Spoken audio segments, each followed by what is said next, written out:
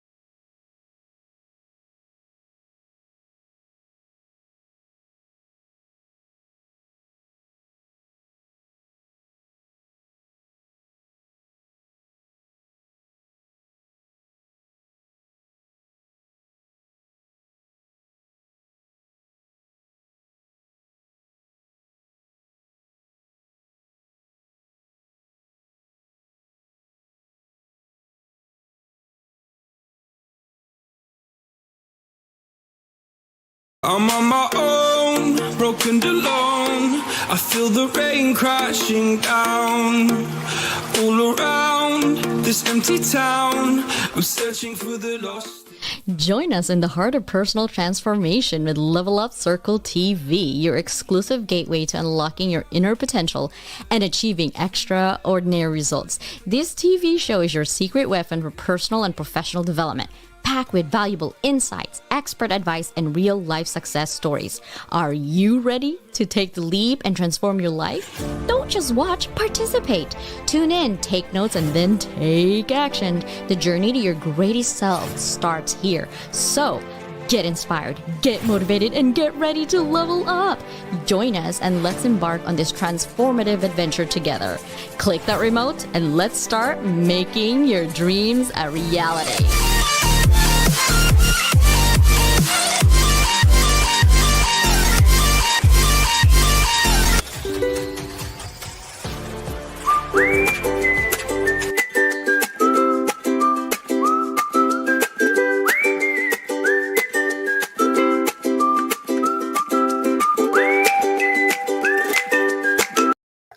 Depressed and sad, but I don't know why I'm depressed and sad. I've got everything. I got 2 hands, 2 legs, beautiful family, healthy. Why am I sad? Why am I having anxiety? Why am I having depression? Right? You can't answer those things. It's because sometimes we need a little bit of digging ourselves in, right? So I'm sharing those ADHD moments in my life, the abandonment that I had with not having parents growing up. I am um, an immigrant coming in this country, didn't know how to speak English when I came here, and basically focusing on mental wellness. That's my chapter. That's just one chapter, guys, right? And we have up to 3,000 words for each of these author. We have Jacqueline here, who basically, she was, well, technically in technical terms, she died. And then she ended up in a coma for 21 days, right? And today she's thriving. She's here. She's giving us information of how she's doing that with her life.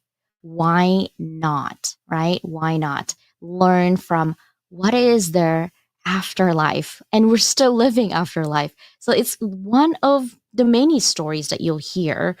We have military spouses. We have so many amazing people in this journey with us. So I can't wait for you guys to actually do that.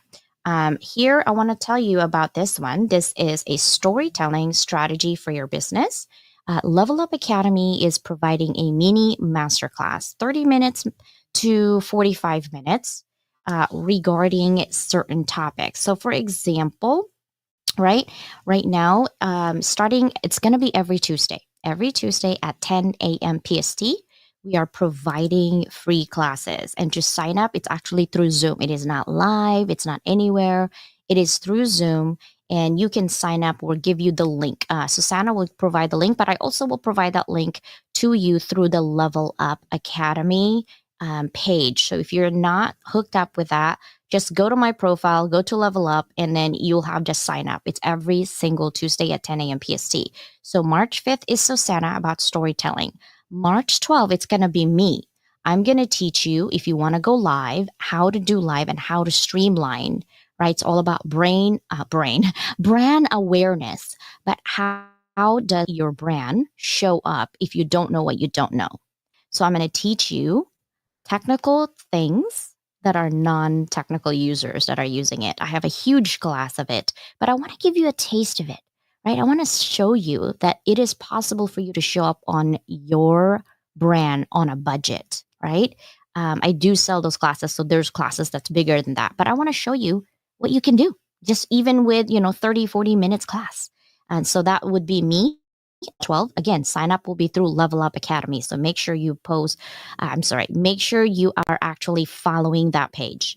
The other March 19th, I believe, it's going to be Dr. New, and it's all about mindfulness, right? And she is all about calming. As a business owner, we are all over the place. We tend to be busy on a lot of things, and it seems like we're going on circles, right?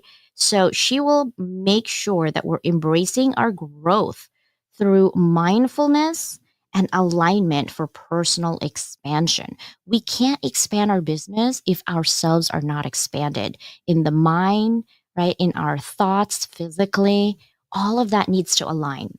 And then on March 26th, we have Dr. Bose, and she's going to talk about accounting, bookkeeping, basically bookkeeping in the new age. What does that mean, CJ? Well, she's going to tell us what are the Uncle Sam, IRS. If you actually own a business and your business is at home or maybe it's somewhere else, what are some of the deductions as a business owners that you can actually put on your business? So we're talking about something you can use for your business and what types of deductions you can use. So every single Tuesday, 10 a.m., starting March, you will see Level Up Academy, level up our community, right? And then, of course, every Sunday, 7 p.m., that's at night, okay, at 10 p.m. EST, I will be providing free courses for you to watch. Of course, there's team replay. But if you are live, you can ask me specific questions within that topic. So that is what we have so far. And I also wanted to share this, right? If you wanted to be boosted, we are a publicity hub. I provide premium magazines. If you want to be on CEO Weekly, LA Weekly, New York Weekly, Entrepreneurs, Forbes, you name it, I have access to those premium magazines. Yes, those are for pay, but I can give you, okay? I can give you 60% off than most people. I negotiate price because of my YouTube. And as you can see here with YouTube, right now it says 44,000 in there. I think we're almost going to hit 45,000. Just in January, we have about 100,000 views. February so far, we have 90,000. So we're predicted to do the same. So that means we're consistently showing you the value of being publicized with us. We have MP3, we have radio, we have TV, we have YouTube, Facebook, Instagram, TikTok. We're growing that so I can amplify your message. All right. So if you want to engage, I also provide everything for you through levelupwithdoc.com. So I'm here. Happy Thursday. Are you guys ready for Miguel? I know you're like, CJ, this is really not a normal you type of show. Yes, it isn't. because I want to focus on Miguel and I want to help him grow his business. That's what I do in TVs, right? We help business owners do that. So, are you guys ready to see Miguel?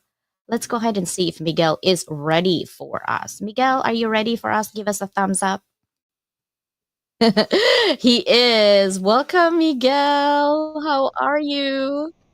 Hi, hello, Dr. Leland. I'm well. How are you Good. doing? Good to see you. I actually highlighted you on community connections on Wednesdays, right?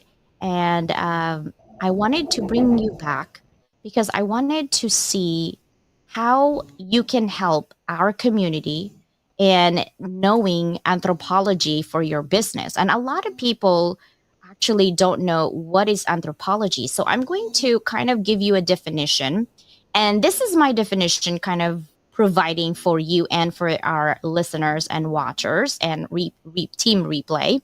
But anthropology is applied to businesses. It offers a deep understanding of human behavior, our cultures, our social structures, right? It's crucial for enhancing organizational performance, product development, customer relations, those just to name a few. And business anthropology uses ethnographic research methods, and you can expand on that later to gather insights to consumer behavior. And you're like, consumer behavior? Yeah, I actually teach consumer behavior class, meaning, what do you do when you actually look to buy a car? Right? There's going to be a descriptor like you're looking for. There's elements, criteria that you're looking for. A, is it affordable? B, is it comfortable? And C, is it reliable? And D, is it safe? And, E, is it affordable to my wallet, right? Those are some of the criterias. But what do you do as an anthropology is you research, right? You research and to gather the information of all of your criterias that you need to make better decisions and create strategies and tactics to get what you want. It's the same for business owners. So those are just a little sliver of consumer behavior. But you also look at the work culture.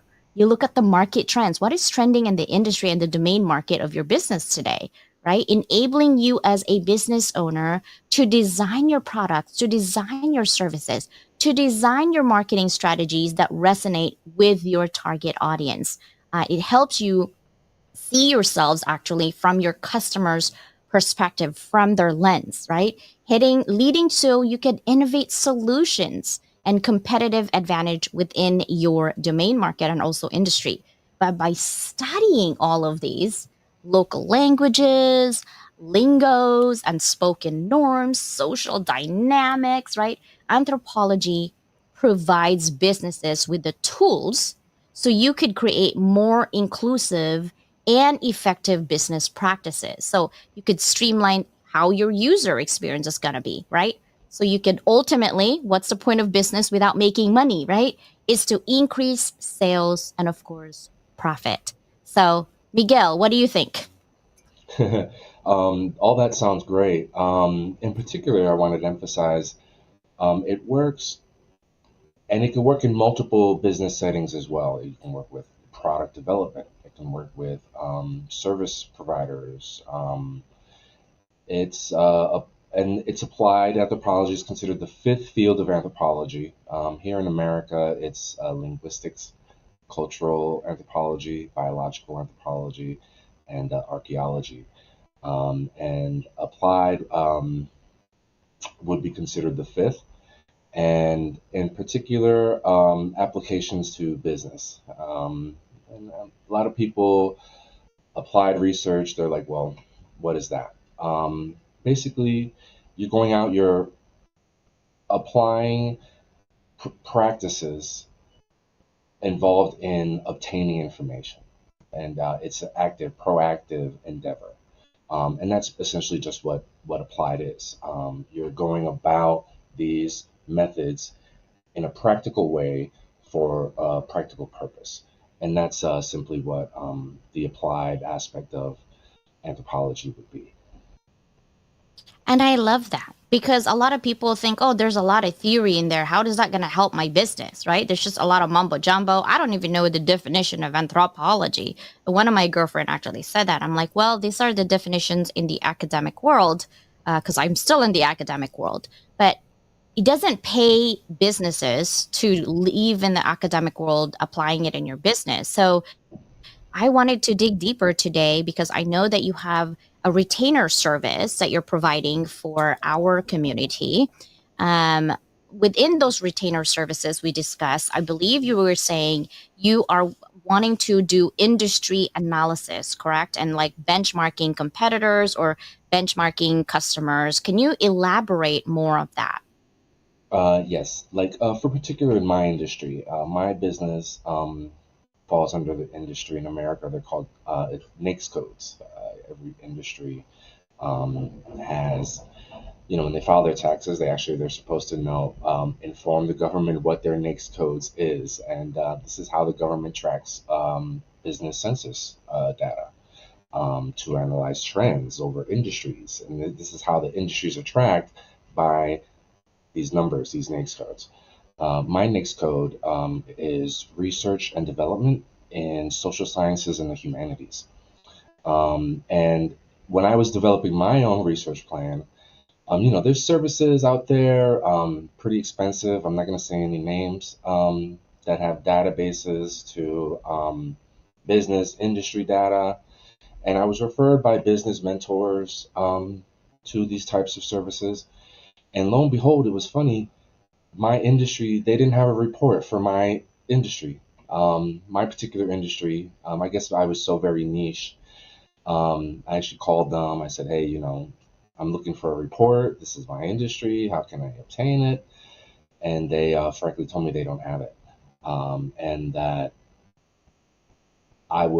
they wanted to charge me to, for them to do the research to obtain the data that I myself was seeking to then produce this report for me, which sounded good to me in the beginning. But then I said, will I own this report? And then they told me no. So essentially, I was paying. They wanted to charge me for them to do the research, for then them to now say they have this report that I needed, and now they have. And then so I didn't go do that. I went and just did my own research. So that market data I had to obtain myself. And how did I create that report? Was, well, finding competitors, comparing the competitors, pr- uh, practitioners in that same industry. And so essentially, I created that industry data report myself. And I was able to do this just because, I'm a researcher. I have the aptitude and ability to do it. But it's very, very, very expensive. It's very, very, very time consuming. And you need to know what you're looking for at the outset. You need to know where to go, how to search,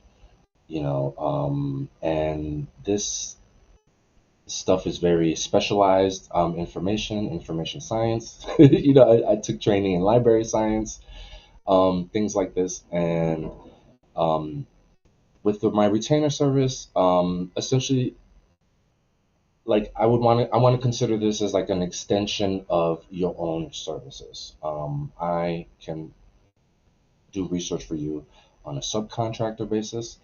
Let's say you're working on a project already, and you just need supplementary information. I can provide that for you as well. I can go and do the secondary data research for you. The same thing I did, for my own. I shared my business marketing plan with Dr. Leland. That's actually how we first met. I reached out to Dr. Leland because I wanted to update my marketing plan. And that information, so Dr. Leland's seen it. It's very thorough.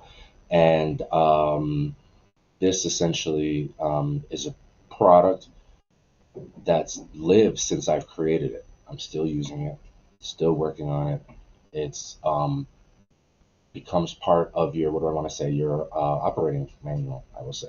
You eventually become part of your business plan as well. And it's very impressive. Like for me, for example, like I'm in school now as well. I'm in college, and I say that the information and the way the information is presented, and one having it, and in its production, it boosts your confidence. and particularly as an entrepreneur, um, having this information at hand and in access, it gives you the confidence, even if it's not something that you're going to be looking at every day. You know, you have it, it's in your wheelhouse, it's in your possession. And believe me, it's something you will reference. And it's something that others, whether outside investors, customers, they may even ask you, hey, you know, what industry you operate in, what are the trends happening in your field, how do you compare to your competitors? Why don't I go to your competitor? And you know, that research industry provider I was talking to you about, they charge yearly, um, and it's way more than what my fee is. Thanks. Yeah, I that's why when I saw your information, I wish there's more than 24 hours in a day because I get a lot of things I want to provide. But here's the thing. I love to definitely have you work with Level Up because I do know people that like right now. Okay, Sis Danielle, if you're watching, I think Shanda could definitely use help from Miguel for sure. I was talking to him about that. It's because we need to look at research data because if we're gonna attract investors, okay, these are not the new founders guys that you're looking for like, hey, we don't have a budget because we're a founder. I know, I'm a founder, I know what the budget looks like. Okay, it's kind of slim, I get it. But here's the thing, if you want to level up, if you're at that type of your business right now, we're talking maybe making 500,000 to up. Okay, you want to go up and up, obviously. Business, whether you're nonprofit or not, you're still going to need to find person that you can trust to gather data, right? In order for you, if even if you're in management right now, in order for you to move on with any project that you need, you're going to need a researcher. You're going to need someone to research information, synthesize this information, put it together so we can present it to CEOs, visionaries, founders, people who is going to be investing in your organization or maybe even want to buy you off. They're going to want data, right? It's nice that we have assumptions or the feeling that we're growing, but most people will need quantifiable data. That means numbers, that means information, right? And you might be able to gather those information. But why do you want to spend time on something, putting together and data mine everything everywhere in there that you don't even probably know where to find that when Miguel is literally here offering his services? He is good, okay? And I don't say that just for saying it. I actually see him synthesize his information in terms of secondary data. Now, let me define when we say secondary data and primary data, and you're like, CJ, what are you talking about? I feel like I'm in college. Yeah, you are in college right now, okay? Pay attention. Primary data is expensive because it takes time to gather information. Okay, let's just put it to medication. Let's do healthcare a little bit. So you're taking a meds for whatever reason. I take Nortec for my migraine. Yes, life saving. Believe me, a little pill is like $100 each. Okay, if you don't have insurance, it is stiff. But you take that pill, you don't even think, how does this pill work? Right? What do you think they did to get that pill running for you to take? They did research. They basically tested it.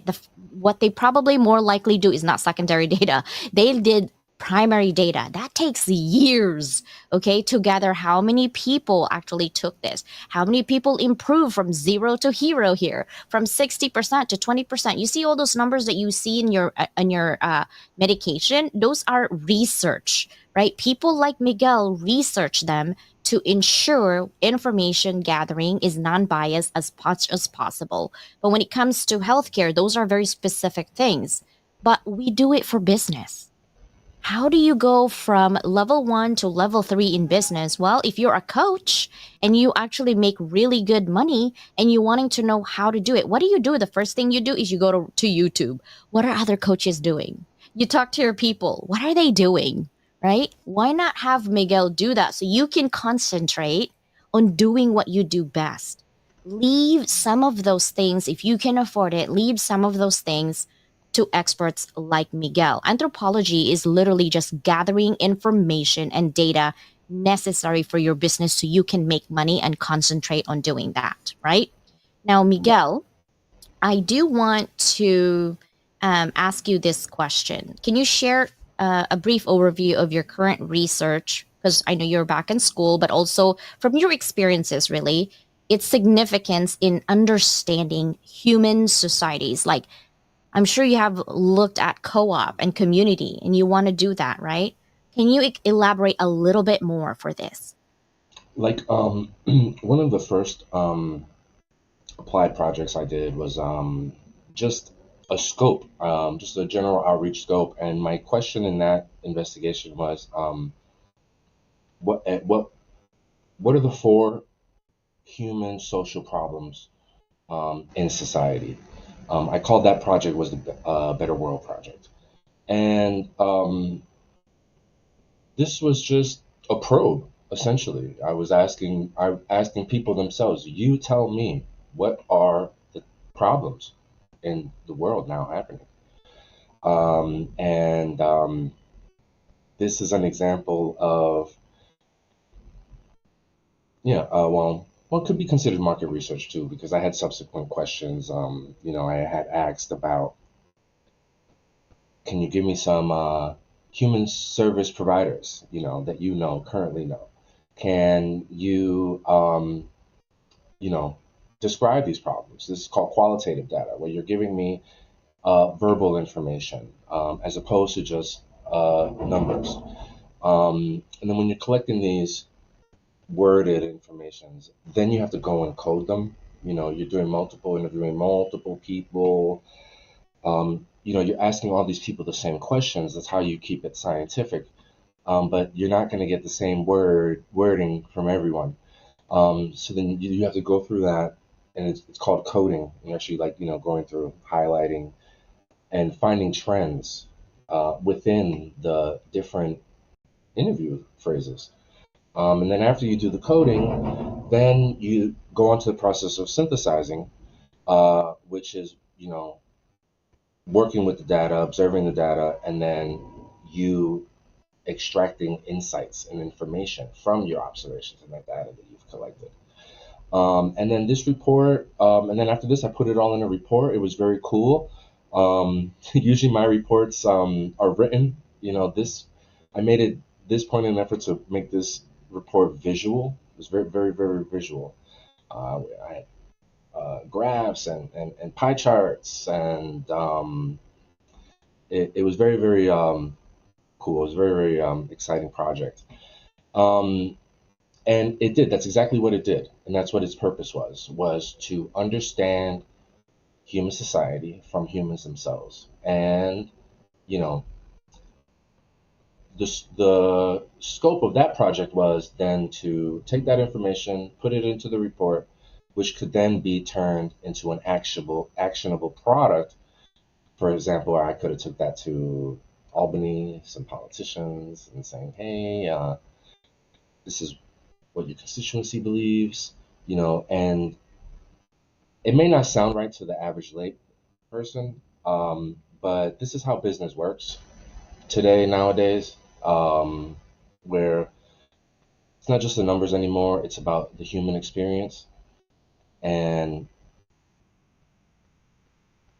it transcends industry. I will say that much. And then going back to um, what we were talking about, helping businesses and how this research can help. Like, let's say you don't have any data. You haven't been, you're in a situation, you've been running, operating a business, you never set up any metrics, no tracking, anything. But with a service like mine, we can benchmark you in your industry. By identifying you in your industry, where's this is your industry, then we'll benchmark where your place in that industry is. Believe me, that is sufficient and adequate data for you to start making some actionable moves and recommendations with that. And that's like probably the simplest, it's probably the beginning go-to thing you can do is identify your industry and place yourself, find out where you are within that. Yeah, and I love that because people are like, well, I still, don't get how you could use that service. Well, let's just talk about coaches because I have a lot of mindset coach friends and also coaches in general, whatever you're coaching. And I see on LinkedIn, there's like droves of coaches. It's craziness, right? When you are a coach, you're trying to navigate in this sea of competitors. Now you have to go and study not just yourself because you already know yourself, but also study your competitors, right? In the industry. So you got to look at the bigger picture. What is the industry trending? What is the, like right now, everything is AI in tech. That's the tech industry, right? And if you're a business owner, if you're using ChatGPT and Dolly and all of this other AI stuff, that is helping you, but that industry is tech industry. So you got to look at what's trending. Just because you're not an expert on it doesn't mean you should not be knowledgeable in layman's term of how to do it. But what Miguel does with his service, if you're a coach, is improve cultural awareness, right?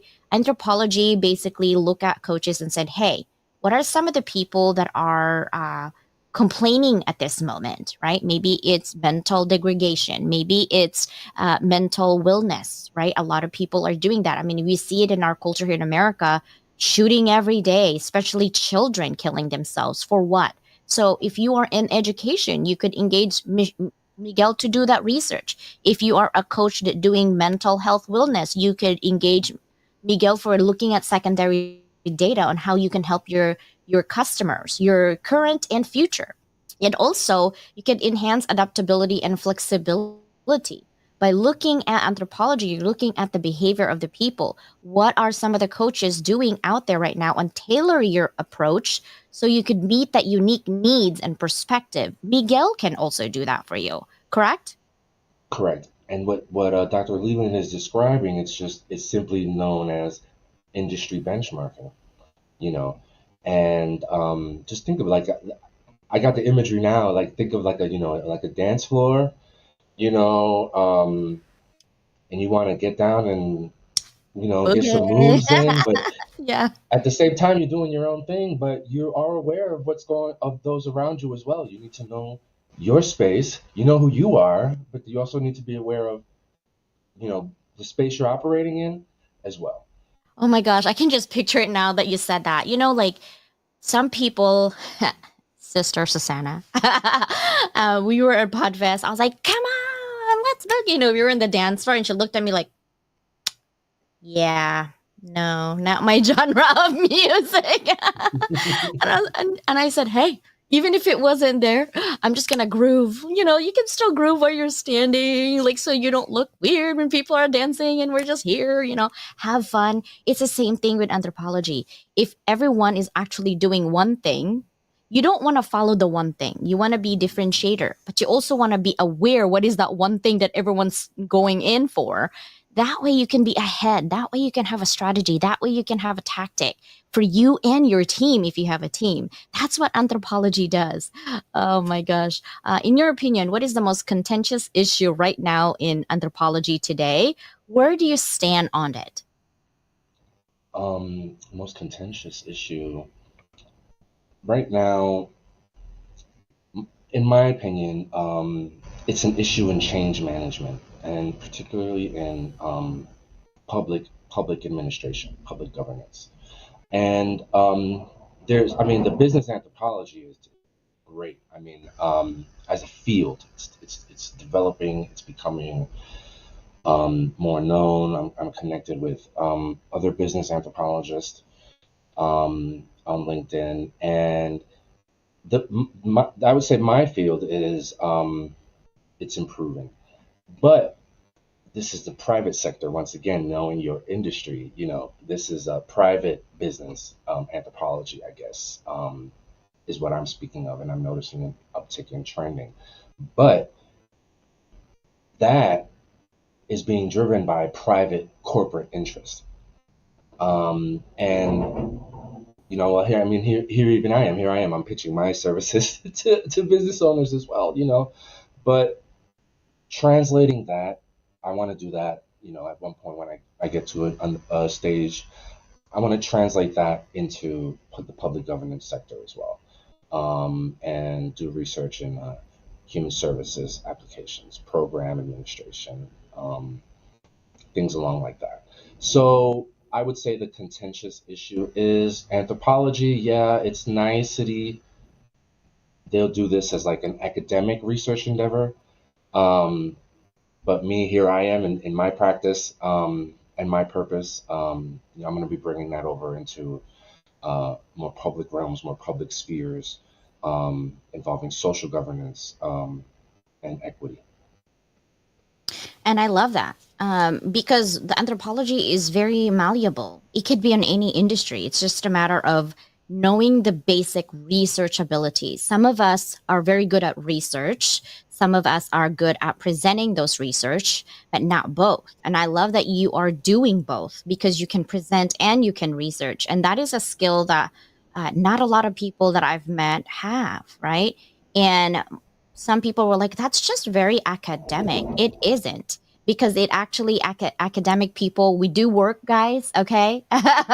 We do work and making sure that your business is running behind our information. So what does Miguel, and it's okay to pitch your business because this is allowable in this show because I'm trying to help you make sure that you can help other business owners out there to get to know who Miguel is and what you do for people, and your services, especially your retainer service, is actually very flexible and it's affordable, right? It's not like if you go to a lot of these big organizations, you don't really know who's doing your research, right? And it's sometimes it's you get an account management to kind of like do your research and it's very hands offy. Like you just send them the to-do list and then you're like, okay, here's a number, his presentation, and done. Miguel customize it for you. It's more of white gloves, right? He has to make sure that the relationship with you and your business, it's not a one-time deal. It's a continuous, whether you want his services every month or every other month or once every quarter. He nurtures those relationship. And that's one thing that I push him in this show with me. It's because I believe in Miguel and his services. Because I've seen it. I've seen it when he showed it to me. I have another question. What emerging trends or technologies do you believe that shapes the future of anthropology, and how should the field adapt?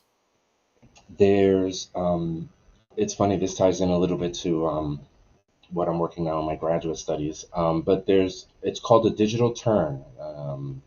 There's a digital turn in business anthropology. Business anthropology itself is a emergent field, um, but anthropology has to do with society, has to do with cultures, has to do with everything.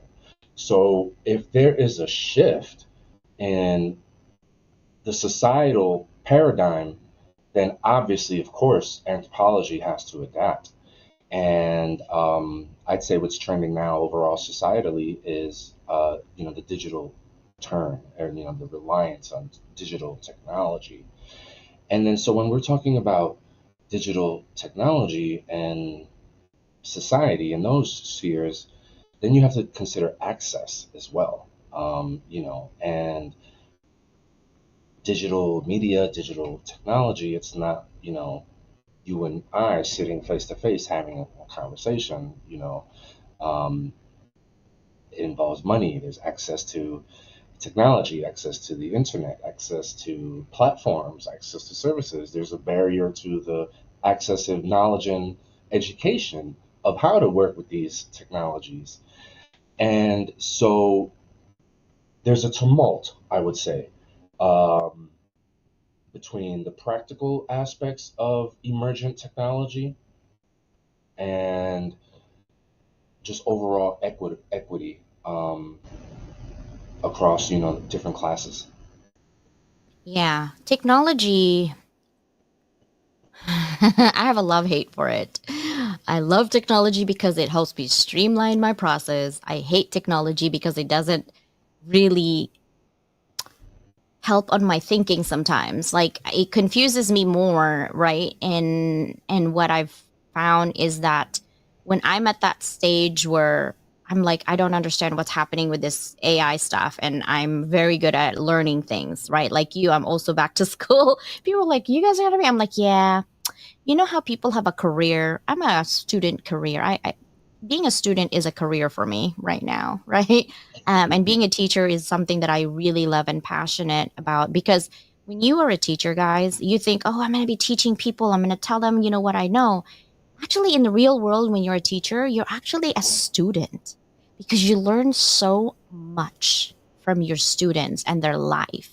And a good teacher, an excellent teacher, be quiet more and listen more because you can give a topic like anthropology and you can ask your students, right, who actually is an expert on that because that's all they breathe, sleep, and eat every day and thinking about how they can help communities.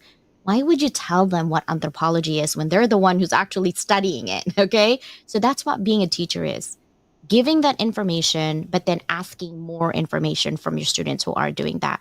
If you are a business owner and you're like, I don't know how Miguel could fit in my business, ask yourself, are you growing? Are you growing fast enough? What is stopping your business right now from blowing up? What is your business stopping right now? That information that's crucial for your investors to see. What is happening in your industry that you might want to know, but you don't know because you don't got time? That's when you ask Miguel himself. Okay. I'm just saying. I'm As an giving you guys example, a little leg here and a heads up. That's mhm, where you actually engage Miguel because he is an expert in researching, okay, information for your business. Just like a lawyer would or a doctor, we have retainer services, meaning you can retain our services monthly. We don't do hourly because some research will take us maybe 10 hours and you won't be able to afford it then. Right?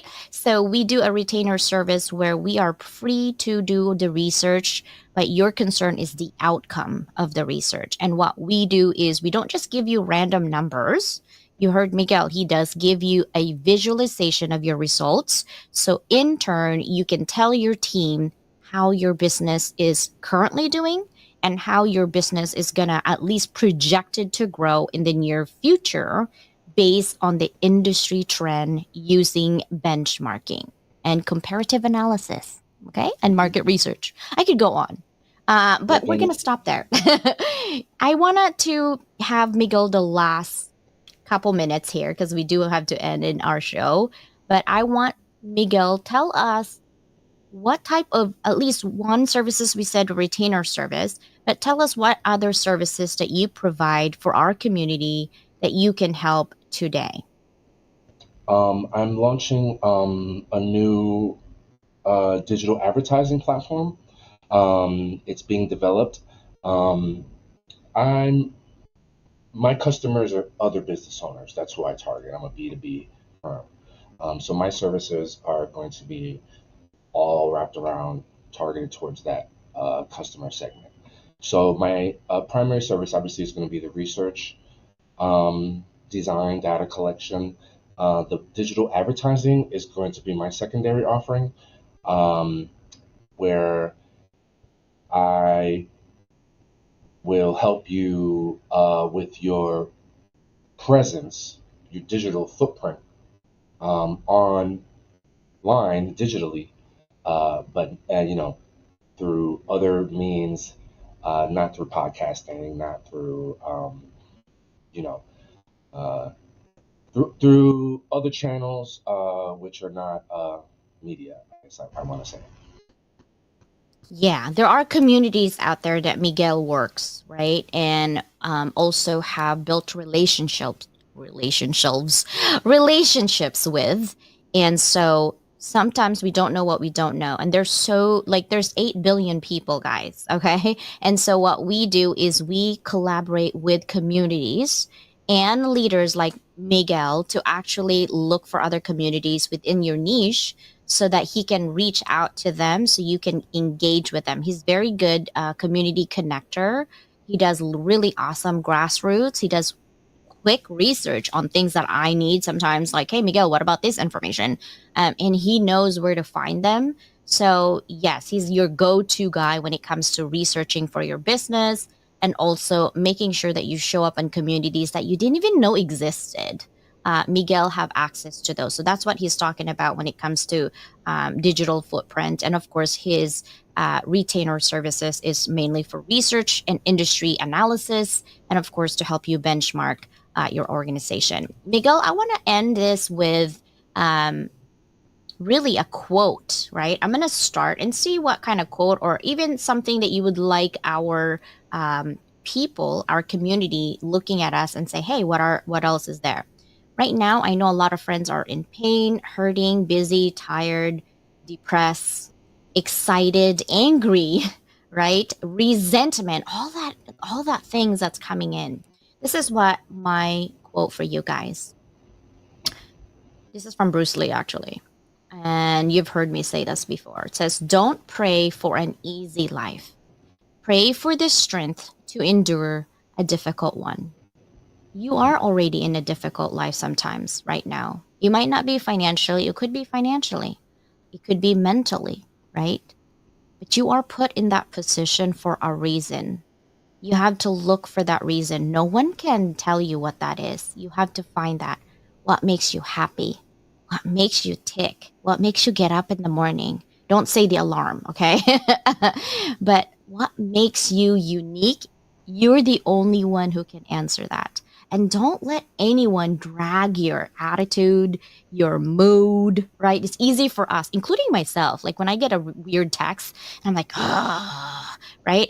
But really, it's your choice. Do not allow external factors to actually shake your core because you know who you are, right? And if you're struggling and any little tiny thing could tip you off, you can reach out to me and we can put you in alignment and straight. And if you need research, you can reach out to Miguel.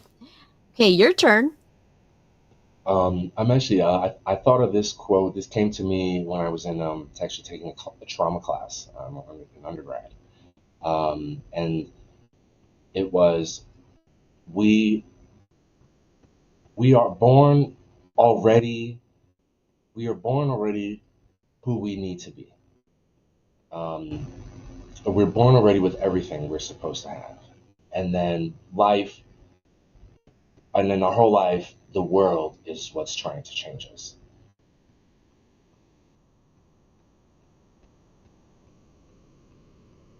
So instead of changing to the world, we are who we are supposed to. We're born already who we need to be. And then it's just the world trying to change us. We just need to bring ourselves back to center and recognize who we are and who we always been. Yeah. It helps too if you're surrounded with people who believe in you rather than the people who always try to drag you, right? Because we can only do so much, right? It's like wear and tear of your car. When it's brand new, it's nice to drive it. When it gets a little bit older, you need a lot of maintenance and you need a lot of money to maintain it, right? It's the same for us. We need a lot of people to surround us who are positive because we already naturally tend to be negative, right? And so when we have a lot of positive people, then we can get to the next level without so much hesitation because we believe in us and then someone else is pushing us. Here's another thing that I want everyone to be challenged today, including you, Miguel, is who is in competition with me to be kind. I want to compete with Miguel. I can compete with Miguel on kindness. Like, I want to be kinder than you. I'm going to do something really kind, Miguel, today. That is the competition that I want. The compassion, the empathy, the kindness, the collaboration. I want to compete with all of you. Do you think you can outdo me on giving? Let's see how many giving you can do today. That is your challenge. A smile, a hello, a support, a like, a comment, an engagement, a DM. Those are compassions, right? Because we do need those compassions and we do need those engagement. Any last minute, Miguel, that you would like everyone to know about where to find you and your services? My website is www.daar.llc.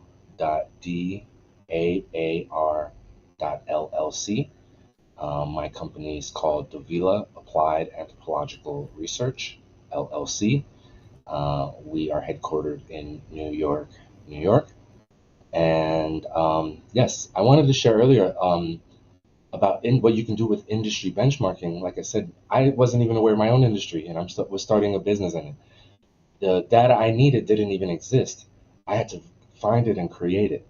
And once I had that beautiful data in front of me, I discovered that my industry has been showing growth for the past 10 years, and no one knew this. And I was able to ascertain that with Wow. this data. And that's been like the selling point.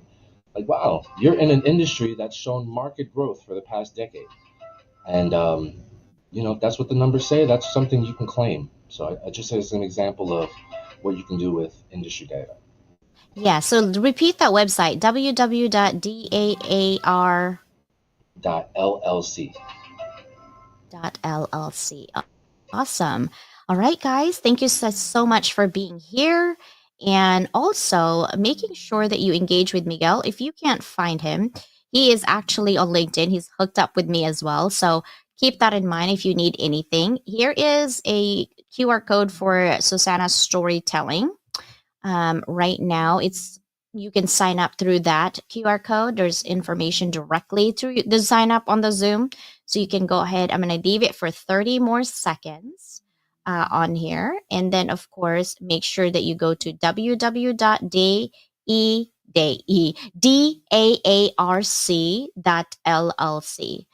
That is where Miguel is housed, No, his website, right? D, DAAR .llc. Mm-hmm. Let's take a look if we can get that QR code for you. There it is. I don't know why it says Amazon Music on it, but it's DAAR.llc, guys. That is for Miguel's website. All right. Have a fantastic day, Miguel. I will see you in a little bit. Thank you guys for being here today. I appreciate you. I know we hit over 1,000 today. And for all of those of you who are here still 600, thank you so much. Keep in mind our 7 p.m. PST Sunday show is also going to be educational. So you're going to learn a lot from theories, university theories, and also how it relates to your business. I will see you guys let's say tomorrow for the MP3. Saturday is the radio show, Live 365, the Block 105 radio. And then, of course, we take a break on Saturday and we will see you on Sunday evening. Bye. See